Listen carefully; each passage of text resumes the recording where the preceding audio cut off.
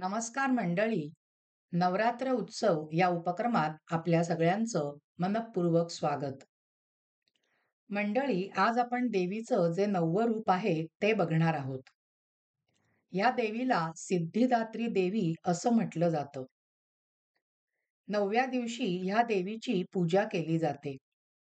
हे दुर्गेचे स्वरूप सर्व सिद्धी देणारं असल्यामुळे या देवीला सिद्धिदात्री देवी असं म्हटलं आहे. हिला 4 हात आहेत.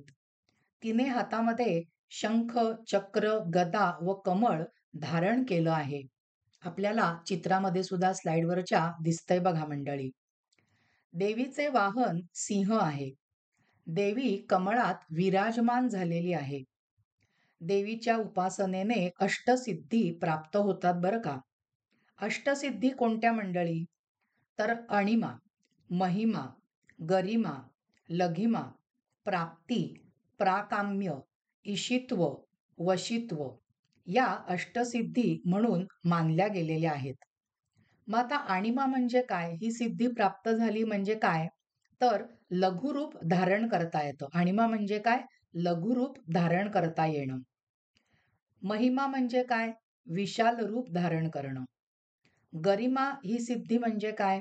वजनदार रूप धारण करता येणं. लघिमा म्हणजे काय? हलकेपणा धारण करता येणं.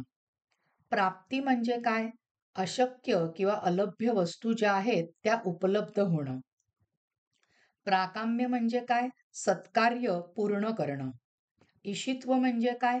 निर्भयता आणि निडरता येणं. वशित्व म्हणजे काय? शत्रूला वश करणं व त्यावर मात करणं. अशा ह्या अष्टसिद्धी आपल्याला सिद्धिदात्री देवीची उपासना केल्यानंतर प्राप्त होतात. अजून काय होतं?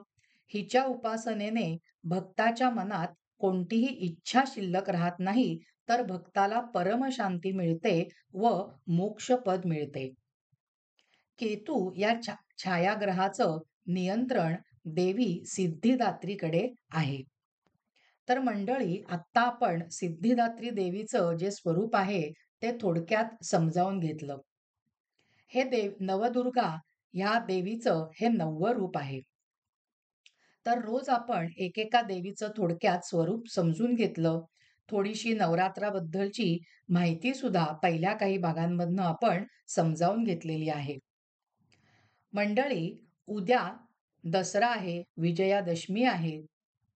हा जो सण आहे, हा जो उत्सव आहे, हा शक्तीचा उत्सव आहे. देवीकडे साकडं घालण्याचा उत्सव आहे, की तिच्यासारखं सामर्थ्य तुम्हा आम्हा सामान्य लोकांच्या अंगी सुद्धा येऊ दे, की जेणेकरून समाजामध्ये जगत असताना आपल्यासमोर ज्या काही नकारात्मक गोष्टी येतील, त्यांच्यावरती आपल्याला सहज रीतीने मात करता येईल आणि आपलं आयुष्य अधिकाधिक साफल्यपूर्ण आणि यशदायी बनवता येईल. तर हे जे देवीकडे मागणं आपण मागतो, त्या उत्सवातला उद्याचा दिवस हा शेवटचा दिवस आहे दसऱ्याचा, विजयादशमीचा. आपणा सर्वांना मंडळी विजयादशमीच्या आणि दसरा ह्या सणाच्या खूप खूप शुभेच्छा. आणि आता आपण ह्या भागाला विराम देताना आपल्या देवीचा जागर करणार आहोत आणि देवीला म्हणणार आहोत, जगदंब उदयोस्तु, जगदंब उदयोस्तु. धन्यवाद मंडळी.